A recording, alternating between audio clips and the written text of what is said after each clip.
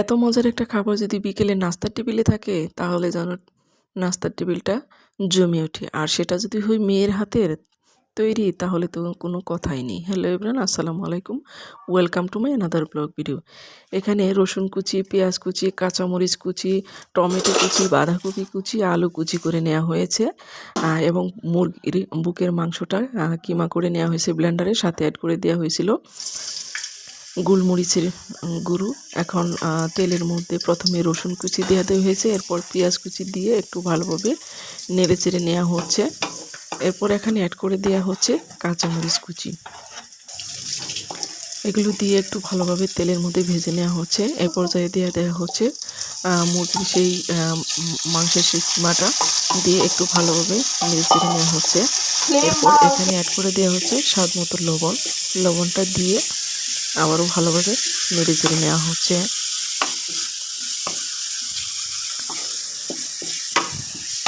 এখন একে একে দিয়ে দেওয়া হচ্ছে এখানে গুঁড়ো মশলা গুঁড়ো। প্রথমে শুকনো মরিচের গুঁড়ো, হলুদ গুঁড়ো, ধনে গুঁড়ো, জিরা গুঁড়ো দিয়ে ভালোভাবে নেড়ে চেড়ে নেওয়া হচ্ছে। এরপর এখানে অ্যাড করে দেওয়া হচ্ছে সয়া সস 1 টেবিল চামচ পরিমাণ এবং টমেটো সস 2 টেবিল চামচ পরিমাণ দিয়ে ভালোভাবে নেড়ে চেড়ে নেওয়া হচ্ছে। এরপর এখানে অ্যাড করে দেওয়া হচ্ছে একে একে সবজিগুলো। প্রথমে আলু কুচি, আলুটা যেহেতু সিদ্ধ হতে একটু সময় লাগে। এরপর বাঁধাকপি কুচি দিয়ে নেড়ে চেড়ে নেওয়া হচ্ছে। এখানে কোনো পানি অ্যাড করা হবে না।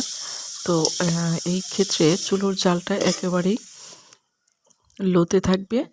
আর এদিকে একটা বোলের মধ্যে ময়দার ডো তৈরি করে নেওয়া হচ্ছে। ময়দার পরিমাণ একটু কম ছিল বিধায় অল্প পরিমাণ আটাও এখানে অ্যাড করা হয়েছে। তো এখানে গরম পানি দিয়ে সাথে একটু সয়াবিন তেল অ্যাড করে হাতে মেখে ডোটা তৈরি করানো হয়েছে। আর এখানে মোমোর ভিতরে ভরার জন্য যে পুর, সেটাও প্রায় রান্নার শেষ দিকে চলে এসেছে।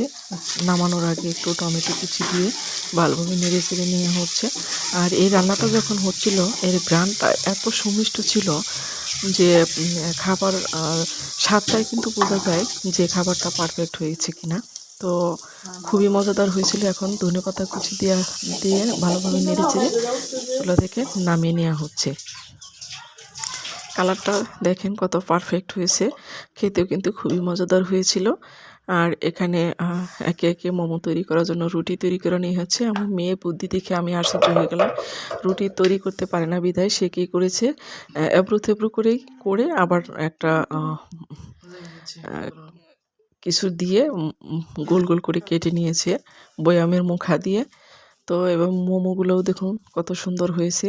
হয়তো অন্যান্য আপুরা যেভাবে পারফেক্টভাবে তৈরি করে, আমার মেয়ে তৈরি মোমোগুলো হয়তো তাদের মতো তেমন পারফেক্ট হয়নি, কিন্তু এটাই আমার কাছে সবার চেয়ে সেরা এবং পারফেক্ট। কারণ আমার মেয়ে এত ছোটো মানুষ এগুলো তৈরি করেছে। আপনারা বলবেন যে এগুলো আসলে দেখতে কেমন হয়েছে। তো এগুলো এখন সিদ্ধ করে নেওয়ার পালা। রাইস কুকারের বোলের মধ্যে পানি গরম হয়েছে, আমি এখানে এগুলো সিদ্ধ করে নেওয়া হচ্ছে। তো এই মোমোটা খেতে কিন্তু খুবই মজাদার হয়েছিল।